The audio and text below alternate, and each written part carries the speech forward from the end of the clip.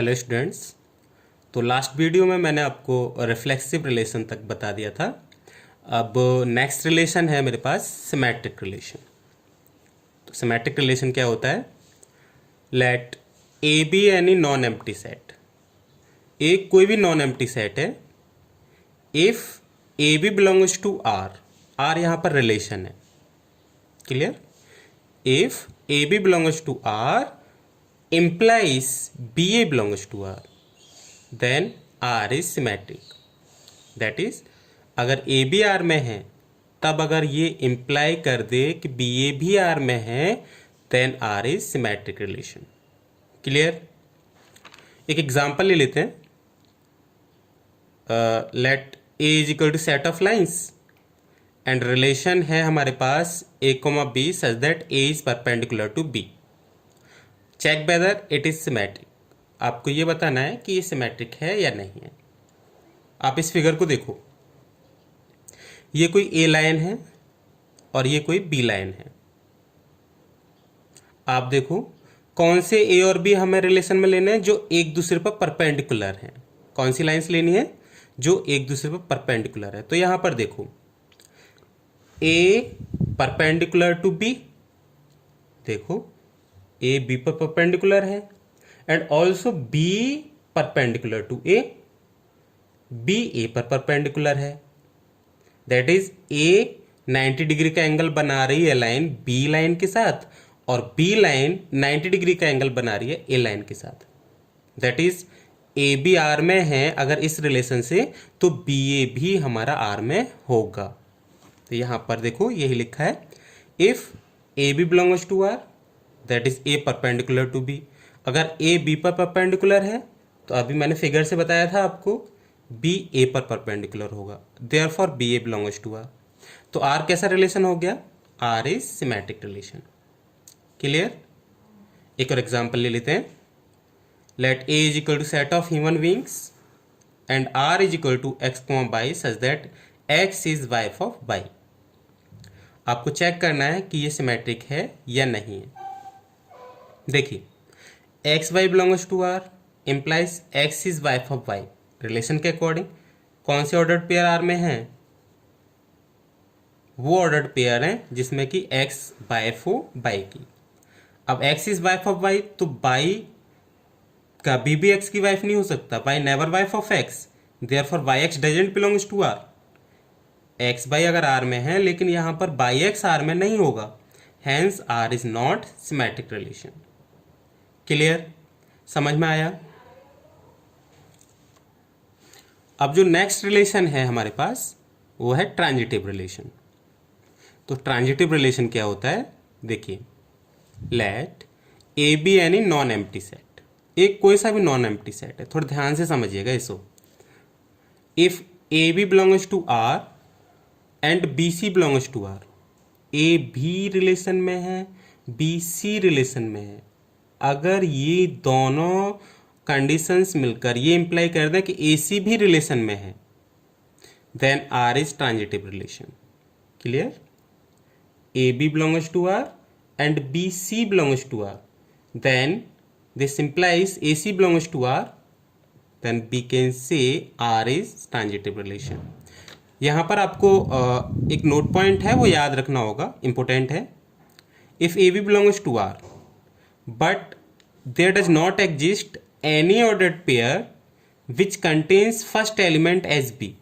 मतलब A B तो है, देखो यहाँ पर ए बी हमने लिया है तो बी से रिलेट हो रहा हो ऐसा हमने सी लिया है, लेकिन यहाँ पर ये कह रहा है ये नोट पॉइंट कि ए बी तो है बट कोई भी एलिमेंट ऐसा नहीं है अब हमारे पास जो सेट गिवन है जो कि बी से रिलेट हो रहा हो, तो आर जो होगा वो ट्रांजिटिव होगा इस कंडीशन में। क्लियर है? अब हम एक एग्जांपल देख लेते हैं ट्रांजिटिव रिलेशन का। Let set A is equal to all triangles in a plane. सभी ट्राइंगल्स का हमने सेट ले लिया है और रिलेशन डिफाइन किया है T1 and T2 such that T1 is similar to T2। आपको ये बताना है कि ये ट्रांजिटिव है कि नहीं। देखिए, T1 T2 belongs to are, that implies T1 similar to T2 according to relation यही तो रिलेशन गिवन है हमें। T2 T3 belongs to R implies T2 similar to T3। Clear. अब इन दोनों को देखो, कंडीशन फर्स्ट को और कंडीशन सेकंड को। T1 T2 के सिमिलर है, T2 T3 के सिमिलर है, तो डेफिनेटली T1 जो होगा वो T3 के सिमिलर होगा। Hence using first and second T1 similar to T3, therefore R is transitive relation. Clear. तो ट्रांजिटिविटी को हम ऐसे चेक करेंगे इस एग्जाम्पल के थ्रू। ठीक है, आगे देखो। अब देखो इस एग्जाम्पल में देखो, check whether the relation R on real number. ये रियल नंबर है, यानी सेट हमारे पास क्या डिफाइन है, रियल नंबर। और रिलेशन क्या डिफाइन है, A comma B such that A is less और equal B cube, A is less और इक्वल बी क्यू। ट्रांजिटिव हमें ये बताना है कि रियल नंबर के ऊपर ये रिलेशन, ये जो हमें डिफाइन है, ये ट्रांजिटिव है या नहीं है। क्लियर। देखिए,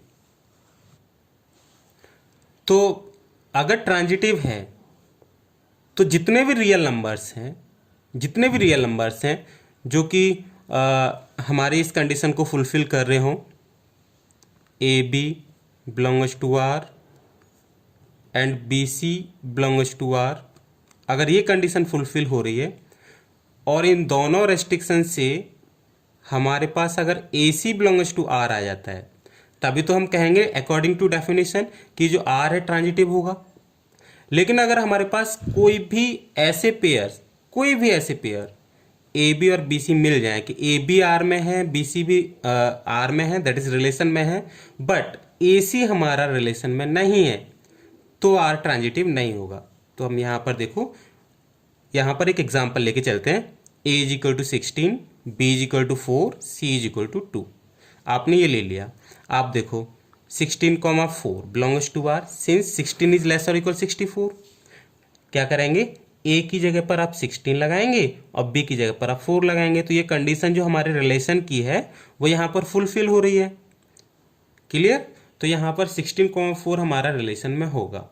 अब हम क्या करेंगे, देखो डेफिनेशन के अकॉर्डिंग बी सी आर में होना चाहिए, दैट इज यहाँ पर जो एलिमेंट है उसको फर्स्ट एलिमेंट लेना है इस ऑर्डर्ड पेयर में।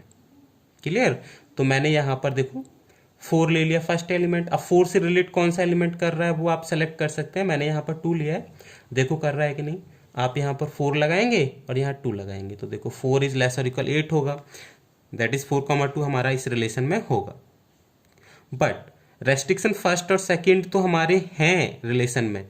अब अगर ये दोनों हैं तो क्या 16,2 भी इस कंडीशन को फुलफिल कर रहा है, चेक करो।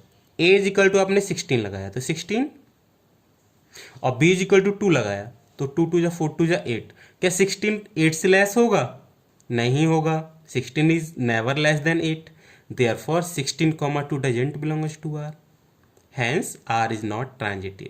यहाँ पर अगर ये ट्रांजिटिव होता तो 16,2 भी मेरा आर में बिलोंग करना चाहिए। लेकिन आपको एक कन्फ्यूजन होगी कि सर अदर पेयर ले लें तो वो तो होल्ड कर रहे हैं इसी बिलोंग्स टू आर। आप याद रखिएगा कि कोई भी एक पेयर अगर हमें ऐसा मिल जाए जो कि इस कंडीशन को फुलफिल नहीं कर रहा है, कोई भी एक पेयर, तो उससे हम सीधे सीधे ये बोल देते हैं कि वो ट्रांजिटिव नहीं होगा। तो हमें एक पेयर ढूंढना होता, केवल एक हमारे पास कंडीशन आनी चाहिए जिससे कि हम नेगेट कर दें, तो पूरा का पूरा हम कह देते हैं कि वो ट्रांजिटिव नहीं होगा। क्लियर। अब देखिए एक और एग्जांपल देख लेते हैं हम ट्रांजिटिविटी का। Let A is equal to set of human beings, और जो रिलेशन है वो डिफाइन किया है A comma B such that A is wife of B. तो आप बताओ ये ट्रांजिटिव होगा कि नहीं। देखो A B belongs to are, that is A is wife of B. Clear.